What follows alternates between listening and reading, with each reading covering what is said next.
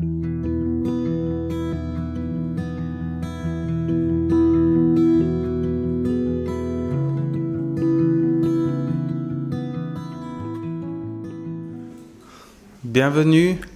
ici à l'église du Réveil de Fribourg. J'aimerais vous souhaiter la bienvenue pour ce culte du 23 janvier. Soyez les bienvenus, que vous soyez en pleine forme ou malade ou triste ou heureux, que vous soyez un peu démotivé ou plein de motivation, fatigué comme moi après l'éveil ou plein d'énergie. Je vous souhaite la bienvenue. On se réunit parce qu'on a un Dieu puissant et merveilleux qui règne sur la terre et les cieux. On se réunit parce qu'on veut le rencontrer, on veut lui ramener, lui rendre un culte. On se réunit aussi parce qu'on veut s'encourager les uns les autres. Et on se réunit parce qu'on veut rencontrer Dieu et apprendre de lui. Je vais prier, je vous demanderai de vous lever tous ensemble. Seigneur, merci que tu accueilles tout le monde, que tu nous aimes et que tu es aux commandes de ce monde et de ton Église. Seigneur, on est venu ce matin pour te rencontrer, pour te rendre un culte, pour t'adorer, pour apprendre, pour être encouragé et pour encourager les autres. Seigneur, sois au milieu de nous, je te prie dans le nom de Jésus. Amen. Voilà, je vais passer la parole directement à Muriel qui va nous conduire dans un moment de louange. Alors merci beaucoup Muriel pour les moments dans lesquels tu nous as conduits. Lorsqu'on parcourt la vie de Jésus, il n'est pas rare de le retrouver sur une montagne ou sur une autre. Alors n'allez pas imaginer à partir de là que Jésus était un alpiniste chevronné, c'était sans doute pas le cas. Mais il arrive qu'on le retrouve sur une montagne ou sur une colline. Et dans la prochaine série de messages que je vous propose, j'aimerais vous inviter à parcourir quelques-unes de ces montagnes. Et la première d'entre elles, je ne vous invite pas particulièrement à la parcourir, mais peut-être plutôt à vous en tenir éloigné, puisqu'il s'agit de la montagne de la tentation. Et il en est parlé dans l'Évangile selon Matthieu, au chapitre 4. Je lirai depuis le verset 1er jusqu'au verset 11. Matthieu 4, des versets 1 à 11.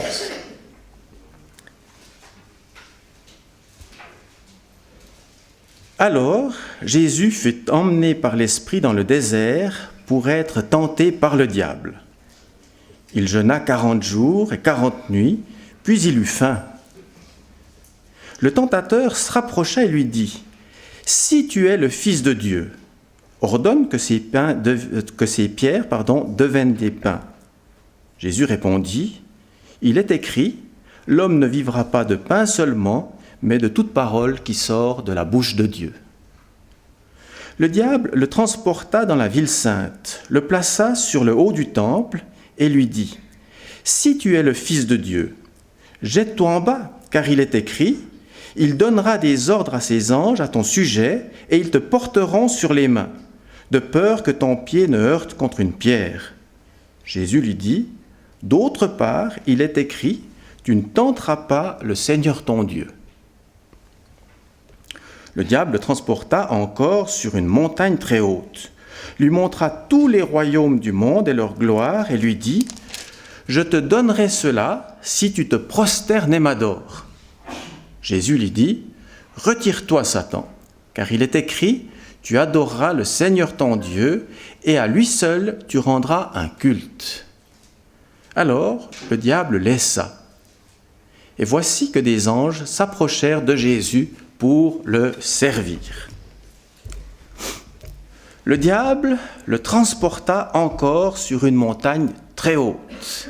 Il lui montra tous les royaumes du monde et leur gloire, et lui dit : « Je te donnerai tout cela si tu te prosternes et m'adores. » Voilà cette fameuse montagne de la tentation. Il est difficile de savoir à partir du texte Si Jésus a vécu cela littéralement, c'est-à-dire qu'il a littéralement été transporté sur une montagne très haute, ou si les choses se sont passées, pour ainsi dire, en esprit. J'ai une préférence pour la version littérale, mais on ne peut pas exclure l'autre version. Ceci d'autant plus que la tentation a cette capacité de saisir notre être tout entier à tel point qu'on peut à certains moments avoir l'impression d'être réellement dans la situation. Alors tant qu'on ne franchit pas certaines limites, fort heureusement, ça reste qu'un niveau des impressions. Mais, comme je le disais, il est difficile de savoir si Jésus a vécu cela littéralement ou bien si c'était plutôt en termes d'impression, en esprit que les choses se sont passées. Les deux sont possibles, mais j'ai quand même une préférence pour la version littérale. La définition qu'on peut donner de la tentation, dans le sens où on en parle ce matin, bien entendu, est la suivante. Il s'agit de quelque chose qui nous pousse à pécher, ou de ce qui nous pousse à enfreindre une loi morale ou divine. Et vous comprenez à partir de là que la tentation n'est pas encore le péché. Être tenté ne signifie pas avoir péché. L'Épître aux Hébreux nous dit que Jésus a été tenté en toutes choses.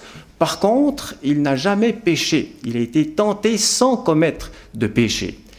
Et si Jésus a été tenté en toutes choses, alors il faut nous faire à l'idée que nous le serons aussi.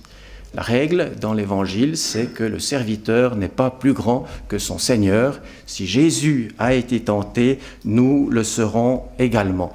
Quelqu'un a dit ceci: le fait de suivre Jésus nous fera entrer inévitablement en conflit avec le mal, et on pourrait paraphraser en conflit avec le malin. Et la tentation peut revêtir bien des visages différents ou viser des objectifs, des objets différents. Et on le voit ici dans notre texte, lors de la tentation de Jésus. Jésus a été tenté de prouver qu'il était le Fils de Dieu, mais par des moyens inappropriés. Tout d'abord, en transformant des pierres en pain. Ensuite, en essayant de réaliser une sorte de coup d'éclat, en se jetant du haut du temple, sous-entendu, si tu es le Fils de Dieu, Dieu interviendra, il enverra ses anges pour te tirer d'affaire. Et bien entendu, Jésus n'est pas entré là-dedans. Et puis Jésus a encore été tenté d'acquérir tous les royaumes du monde, mais par un chemin détourné. Pour ce qui nous concerne, nous serons, ou nous avons été aussi certainement, tentés, bien sûr, de différentes manières. Et selon nos tendances, nous serons peut-être plus facilement tentés par une chose ou par une autre. On peut, par exemple, être tenté par le pouvoir ou tenté par l'acquisition de richesses. Muriel en touchait un mot tout à l'heure. Bien sûr, on peut acquérir ces choses de manière tout à fait légitime sans que ça soit le résultat d'une tentation. Mais qu'on le veuille ou non, quand on aura acquis un peu de pouvoir ou qu'on aura acquis quelques richesses, on en voudra de toute façon toujours un peu plus. On a demandé un jour à une personnalité très riche combien un homme avait besoin d'argent pour être heureux. Il a répondu juste un peu plus que ce qu'il en a déjà. Donc on sera toujours, d'une certaine manière ou d'une autre, tenté de vouloir avoir plus. Maintenant, il est vrai qu'il n'est pas toujours facile de faire la différence entre une saine aspiration et une tentation. Le tentateur a acquis suffisamment d'expérience dans le domaine pour savoir faire régner la confusion entre ce qui peut être une aspiration légitime et une tentation. Par contre, dans certains domaines, la confusion n'est pas possible. Si, par exemple, vous êtes tenté d'avoir recours à des produits illicites pour faire face au stress, comme une drogue, par exemple, ou si nous sommes tentés d'avoir recours à des moyens occultes pour des questions de santé. Là, le diagnostic est clair, il s'agit de tentations qui sont issues de l'ennemi. Mais s'il y a aujourd'hui dans notre société un domaine où la société d'aujourd'hui est devenue particulièrement vulnérable en termes de tentation, c'est bien dans le domaine de la sexualité. Alors bien sûr, la sexualité a sa place dans le monde. Et si on parle de sexualité active, elle a bien sûr sa place dans le mariage.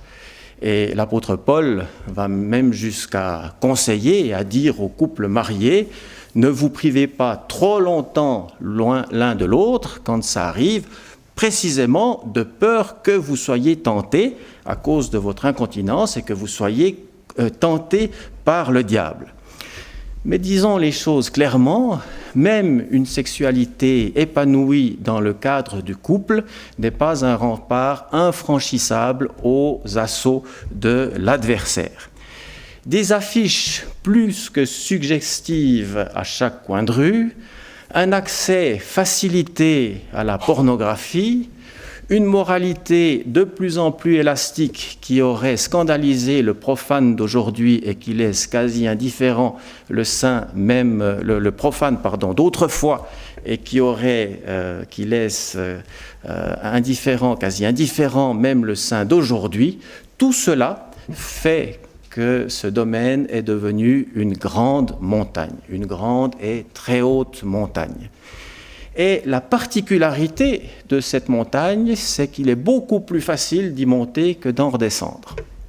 Une fois que vous êtes au sommet, très difficile d'en redescendre. Et pour y monter, on peut compter sur l'aide d'un guide expérimenté, le tentateur en personne. Il en connaît tous les chemins et il ne cesse d'en baliser de nouveaux. Et il n'hésite pas à les faire découvrir, à y emmener les chrétiens, même les plus affermis. Et pour cela, vous n'avez pas du tout besoin de faire appel à ses services. Il vous les propose généreusement, pour ne pas dire qu'il vous les impose.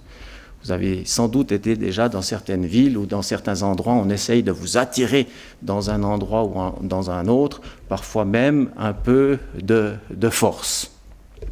Il agit de la même manière, il cherchera à imposer sa tentation. Et une fois qu'il nous a emmenés au sommet de la montagne, il use de son fonds de commerce habituel, qui est le mensonge et la séduction. Exactement comme il l'a fait pour Jésus, dans un autre domaine, on est bien d'accord, mais en usant de ce fonds de commerce qui est le sien, c'est-à-dire le mensonge et la séduction. Le problème, c'est que la tentation, jusqu'à aujourd'hui, n'a jamais tenu ses promesses, pas plus que le tentateur. Et malheureusement, ceux qui cèdent à la tentation se retrouvent très vite pris dans les mailles d'un très rude esclavage. Mais il y a dans tout cela une bonne nouvelle. C'est que si le tentateur est très habile pour nous faire monter sur la montagne, le Fils de Dieu, lui, est tout-puissant pour nous en faire redescendre. Et si le diable connaît le chemin pour nous faire monter sur cette montagne, Jésus, lui, connaît le chemin pour nous en faire redescendre, quelle que soit la nature de la tentation d'ailleurs, celle dont on parle en particulier pendant ces quelques instants, ou une autre. Et Jésus est tout-puissant pour cela parce qu'il a lui-même été confronté à la tentation et il a lui-même surmonté la tentation. L'Épître aux Hébreux est absolument clair là-dessus. Dans Hébreux 4, verset 15, on peut lire ceci. « Car nous n'avons pas un souverain sacrificateur incapable de compatir à nos faiblesses, mais il a été tenté comme nous à tous égards, sans commettre de péché. » Et lorsque nous sommes tentés et que nous faisons appel à lui, il ne faut pas s'attendre à une condamnation, mais il faut s'attendre plutôt à sa compassion, puisqu'il est dit qu'il est capable de compatir à nos faiblesses, puisque lui-même a été tenté sans jamais commettre de péché. Et puis dans Hébreux 2, 18, on lit ceci, « Car du fait qu'il a souffert lui-même quand il fut tenté, il peut secourir ceux qui sont tentés. » Et je dirais, il peut secourir ceux qui sont tentés et il peut délivrer ceux qui ont succombé à la tentation. Ce n'est pas une excuse pour succomber à la tentation, mais dans les deux cas, il a la solution.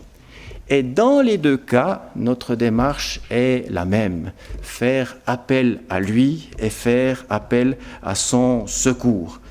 Comme je le disais tout à l'heure, que nous ayons été simplement tentés, que nous soyons tentés, ou alors que nous ayons cédé à la tentation, dans les deux cas, nous pouvons faire appel à lui, nous pouvons faire appel à son secours, et il est tout-puissant pour venir nous secourir et pour libérer ceux qui sont tombés dans la tentation. Il y a un vieux chant que vous connaissez peut-être qui s'intitule « Mon âme te réclame ». Viens, mon âme te réclame. Et le troisième couplet dit ceci, quand le doute, quand ma route passe près du tentateur, ta main sûre me rassure et me rend plus que vainqueur. Quand ma route passe près du tentateur, ta main sûre me rassure et elle me rend plus que vainqueur. Ce n'est pas simplement des paroles de cantique, bien sûr, mais c'est des paroles inspirées de la vérité biblique. Et en effet, Jésus nous rend plus que vainqueurs. Maintenant, vous l'avez compris, on ne pourra jamais véritablement, vraiment, éviter la tentation. Jésus a été tenté, et nous serons tentés également. Mais on peut quand même éviter de trop s'approcher de la tentation. Et on peut veiller à ne pas trop s'approcher de la tentation. Et surtout si on connaît un peu ses domaines de faiblesse. Et je dirais, si quelqu'un a par exemple un penchant pour l'alcool, ce ne serait pas franchement une bonne idée que d'aller visiter une cave à vin. Ou si quelqu'un a peut-être une tendance d'être acheteur compulsif, c'est peut-être pas forcément une bonne idée que de passer tout son temps libre dans les magasins ou sur des sites d'achat en ligne. Ou si dans une vie ancienne, avant d'avoir connu Jésus, on était plutôt coureur de jupons, ce sera peut-être bien de montrer une certaine sagesse en face du sexe opposé. Il y a dans le livre des Proverbes une parole qui dit ceci au Proverbe 6, les versets 27 et 28. « Quelqu'un mettra-t-il du feu dans son sein sans que ses habits s'enflamment ? Quelqu'un marchera-t-il sur des charbons ardents sans que ses pieds soient brûlés ?» Eh bien, si les choses sont formulées en termes de questions, les réponses sont non. Si on met du feu dans son sein, les habits vont s'enflammer. Et si on marche sur des charbons ardents, les pieds vont être brûlés. Quand on joue avec le feu, on finit par se brûler. Quand on s'approche trop du précipice, on risque bien réellement d'y tomber. Alors, vous le comprenez, on ne peut pas éviter de manière complète la tentation, mais on peut quand même éviter de s'en approcher. Maintenant, quand elle s'approche de nous, il est quand même possible d'y résister. Et dans l'Épître aux Éphésiens, l'apôtre Paul nous recommande de revêtir toutes les armes de Dieu, de manière à pouvoir tenir ferme contre les ruses du diable. Et il nous dit, ayez la vérité pour ceinture, et puis revêtez la cuirasse de la justice.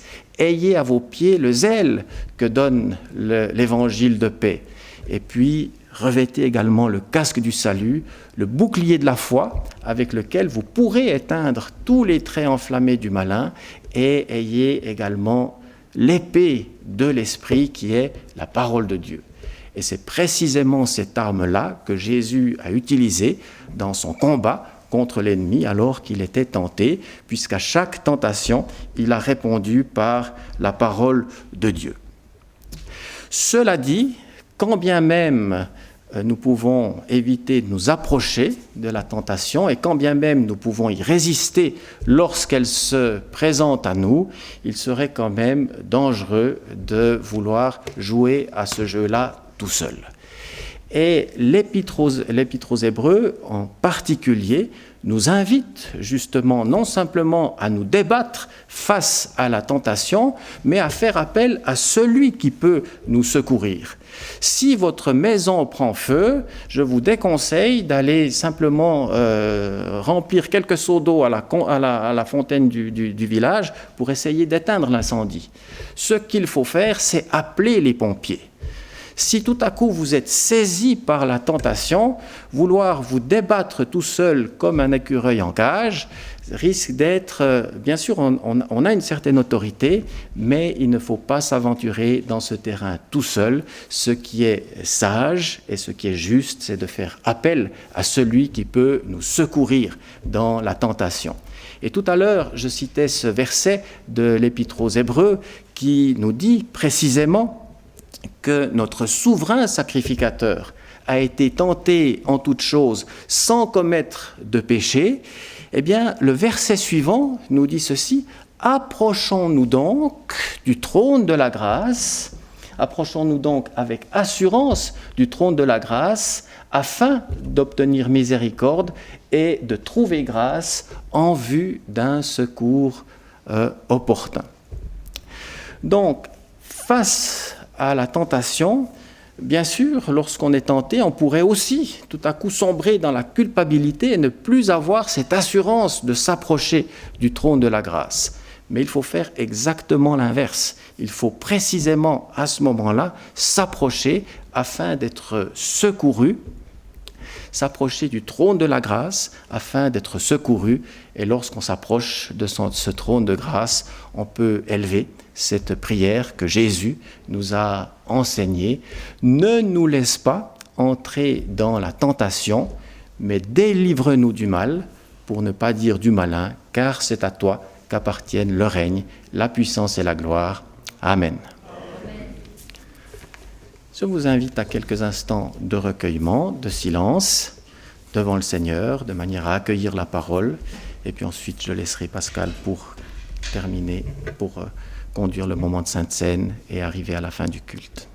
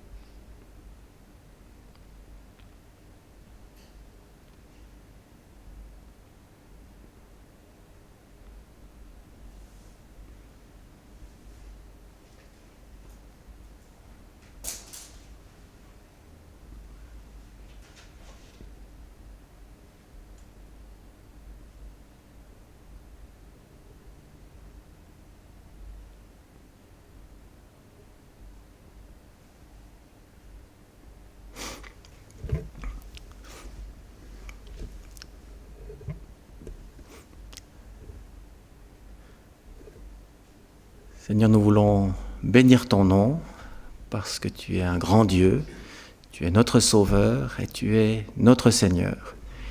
Et ce que nous traversons dans nos vies de tous les jours, tu l'as traversé avant nous, mais tu l'as traversé en étant vainqueur. Et nous te bénissons, Seigneur, parce que tu as tracé pour nous le chemin.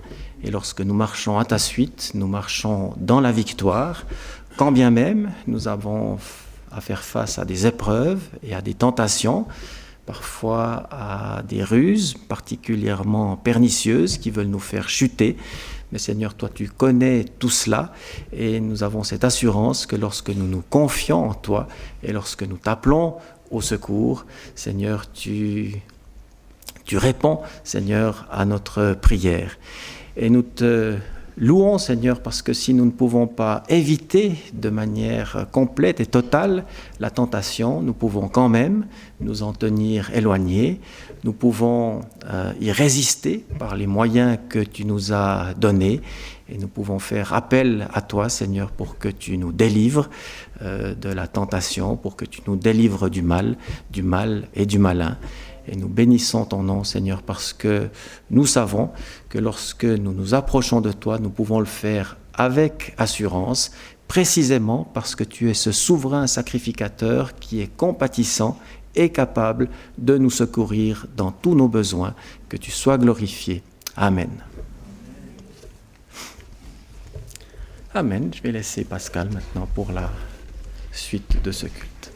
J'aimerais encore vous partager les annonces pour la semaine qui va venir. Je vais juste regarder. Voilà, donc les prochains cultes auront lieu la semaine prochaine, dimanche, à 9h et à 10h30. Et entre deux, il y a une foulée d'activités qui se fait. Notamment demain soir, il y a une réunion de louanges et de prières de toutes les églises évangéliques et même au-delà. Elle se déroulera à 20h à l'espace rencontre à Bourguillon. Et notre église, en fait, elle est impliquée dans... c'est nous qui allons faire la louange aussi, cette soirée-là. Ensuite, il était prévu qu'il y aurait un cours croissance mercredi. Nous avons dû l'annuler pour cette semaine et nous le remplaçons par un temps de prière le mardi soir, comme d'habitude, par Zoom. Et vous allez recevoir le lien par le pasteur Fernand. Donc, mercredi, il n'y aura pas de cours croissance. Il est remplacé par la prière du mardi soir, mardi. Ensuite, il y a le groupe de jeunes qui se réunit au Schönberg à 19h30 le vendredi. Et il y a aussi la soirée feu chez Christian Vuarneau. C'est une rencontre destinée aux messieurs, généralement. Alors, je vais vous inviter à vous lever. On va prier ensemble et clore le culte.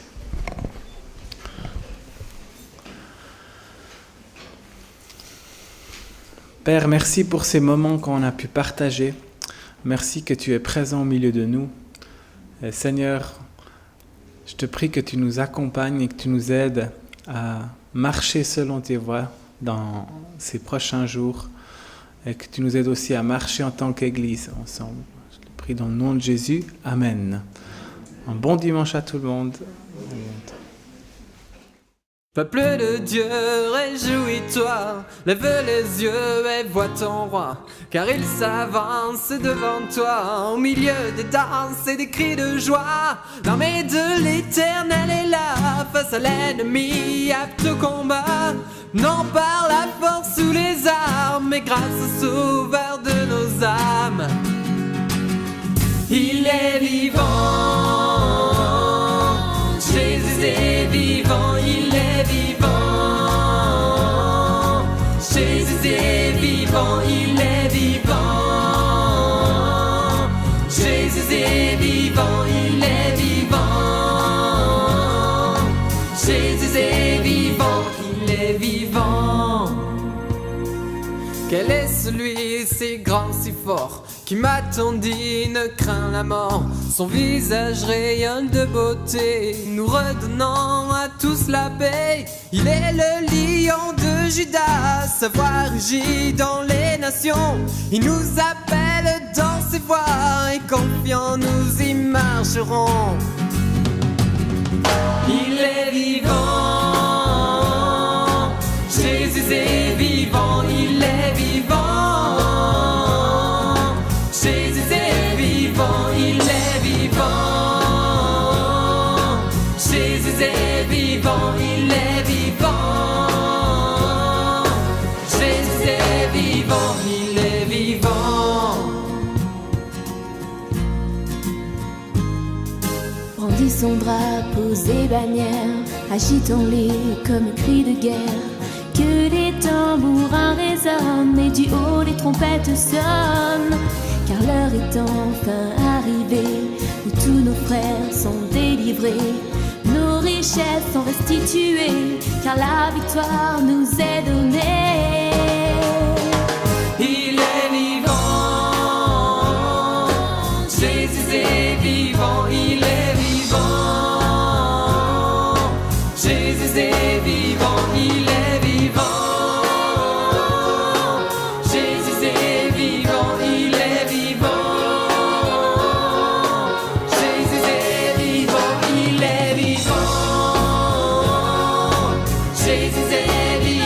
tu es vivant.